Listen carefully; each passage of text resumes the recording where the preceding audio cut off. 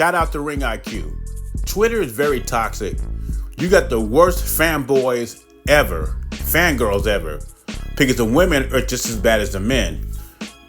Now, I thought YouTube was bad, but once you go on Twitter, it's pretty bad. These guys are arguing about a fight that probably won't even happen. And if it does happen, it'll probably be like 2025. Canelo has 2 more fights on the PBC deal. And I doubt one of those fights is going to be Terrence Crawford. And if this fight does happen in the future, why do I have to pick a side? These are 2 great fighters of our era. Why I gotta pick a side?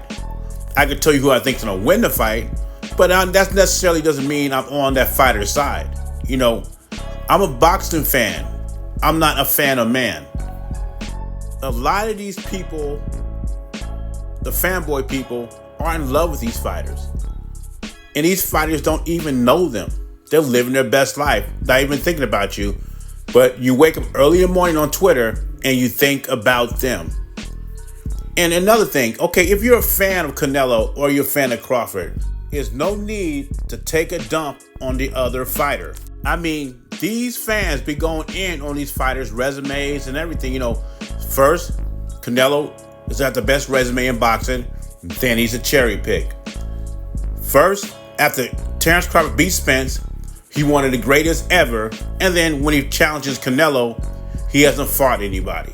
I'm a fan of the sport first, but both these guys are all-time greats, regardless who you're a fan of. And like IQ and Georgia's Finest said on Twitter, both these guys are great. I like both of them. They're good for the sport.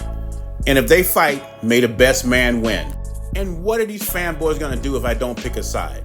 What they're gonna do, ban me from X or Twitter? They're gonna ban me from Twitter if I don't pick a side? They need to go sit down somewhere.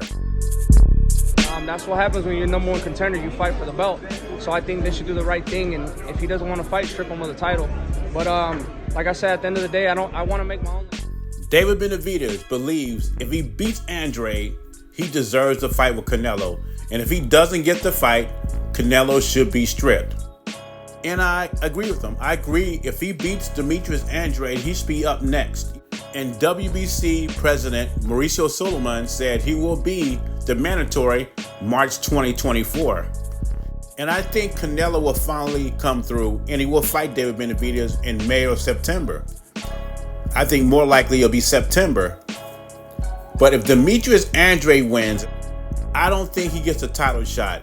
In my previous video, I said I don't know if Canelo would give him a title shot or not. But now, thinking overnight, I don't think he gets a title shot with Canelo if he wins.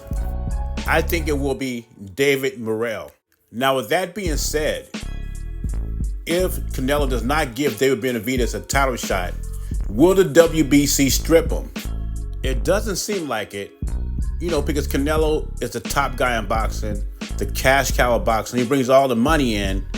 But besides that, WBC middleweight champion has held his WBC middleweight title for 2.5 years without defending it.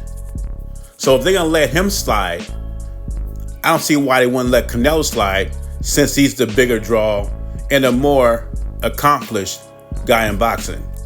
But I think any champion that has a mandatory and doesn't defend it against that mandatory should be stripped. With that being said, if they did not strip Jamal Charlo, I don't see how they're going to strip Canelo if he doesn't defend it against David Benavidaz.